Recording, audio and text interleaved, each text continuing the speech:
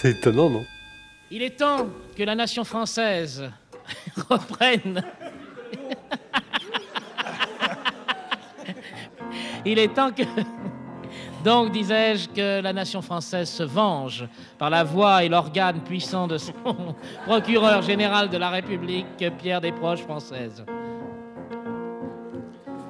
Un peu guilleret, je trouve, comme marche funèbre. Il est de bonne humeur. Eh bien, monsieur le président, Oui. monsieur le chanteur chevrotant, mesdames et messieurs les jurés, public, chéri, mon amour.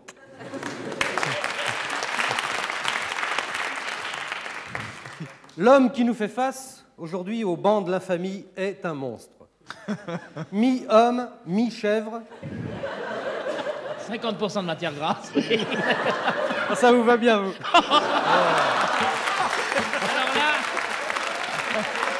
Alors là, monsieur le procureur, vous me rappelez un journaliste dont je ne veux pas citer le nom, Dans un journal...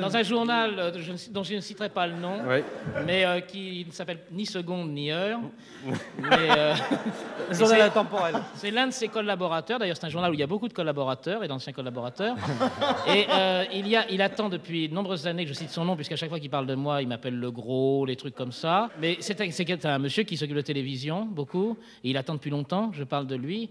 Mais je ne vois pas pourquoi je parlerais de lui. Ou alors, il faudrait que je parle de son physique. Et comme je le connais physiquement, et qu'il ressemble à une virgule qu'on met sur le mur des chiottes, ce qui est normal pour un homme qui écrit sur du papier cul. C'est horrible. Continuez. En élevant un peu le débat, monsieur le procureur. Eh bien, au départ, mesdames et messieurs les jurés, cet homme, mi-chèvre, Oui. mi-homme, qui est velu comme une chèvre et bêlant comme un homme, au départ, c'était un enfant normal, presque beau, malgré cet air veule qui ne l'a jamais quitté. Mais c'est son éducation laxiste et permissive dans un milieu parental qui avait fui ses responsabilités, qui en a fait l'épave irrécupérable qui est là aujourd'hui. Si je peux me permettre, Oui. vous avez eu de la chance, Julien, de ne pas être le fils du procureur, parce qu'il vaut mieux être une épave qui chante qu'un petit chien muselé. Vous voyez ce que je veux dire? Si je comprends bien, cher ami, est-ce que j'ai bien compris ce que je suis en train de comprendre, là? Ah oui, alors. J'ai eu des échos, il paraît que vos enfants vous appellent monsieur tellement ils vous respectent. Non, pas monsieur. Monsieur papa. De toute façon, c'est pour rire. Ils doivent pas rigoler tous les jours. Hein. Il paraît qu'ils ont même pas le droit de regarder Chantal Goya à la télé.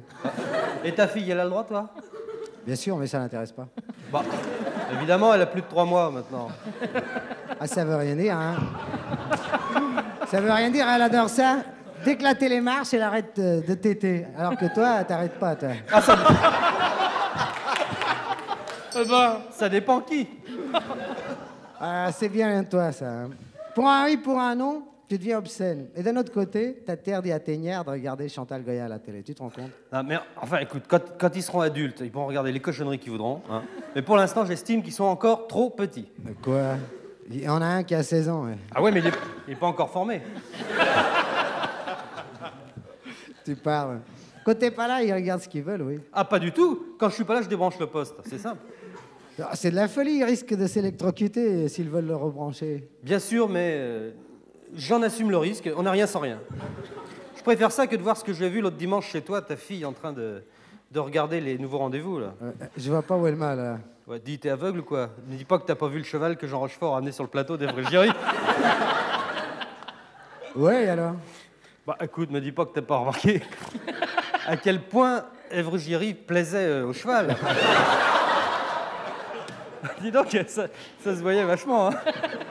On aurait dit qu'il avait 5 pattes. Hein.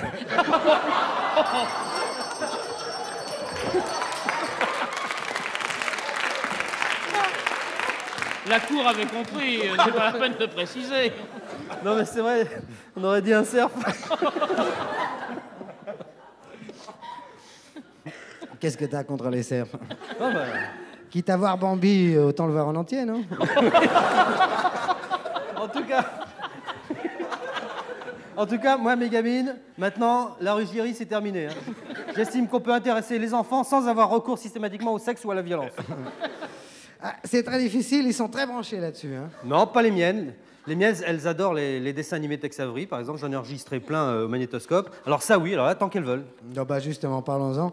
Le jour où je les ai gardés chez moi, je leur ai proposé de regarder des Tex Avery. Elles m'ont dit, si on n'est pas obligé, on préfère autant pas. On les a vus 20 fois, ça va comme ça. Par contre, on regarderait bien le numéro 1 de Chantal Goya, voilà.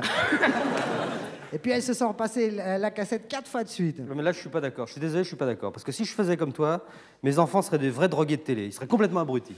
Toi, t'es pas abruti de télé, peut-être. Bah moi, ça risque pas, je regarde que le journal. C'est ça.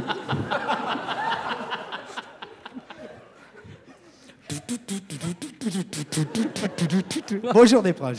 Non. Ah, bonjour Jean-Louis. Non, en tout cas, je fais ce que je veux de mes gosses. Ce que je sais, c'est que je risque pas de les retrouver à 3 mois au Crazy Horse, comme des gosses que je connais. Bah, la mienne, elle va au Crazy Horse parce que j'ai une copine là-bas qui la garde. Oui, d'accord. Mais qu'elle la garde, d'accord, mais elle pourrait au moins la lâcher quand elle monte sur scène, ta copine. Elle peut pas, la revue s'appelle Crazy Baby. Il faut un bébé dedans. Ah ouais, combien tu le loues, le tien? 200 balles, ça lui paye sa garde. Je trouve ça indigne de la part d'un père de faire travailler un nouveau-né si jeune.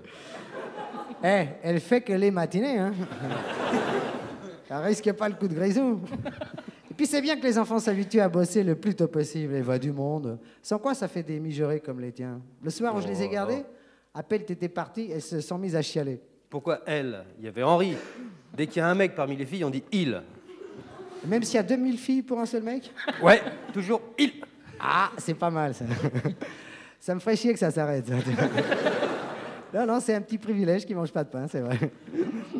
Mais dès que t'es parti, tout le monde chialait. Même Henri, qui a 16 ans maintenant. Oui, mais lui, c'est pas pareil. Il m'adore, ce gosse, tu vois. Il fait une fixation sur toi, carrément, oui.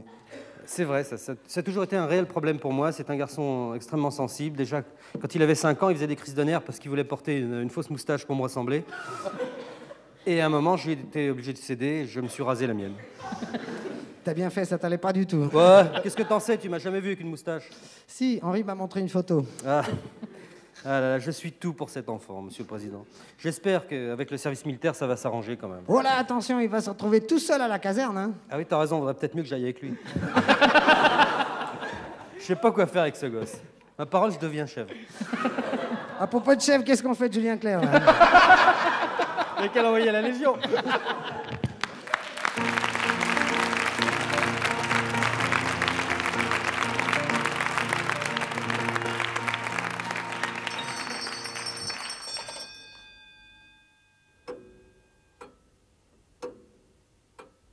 C'est étonnant, non?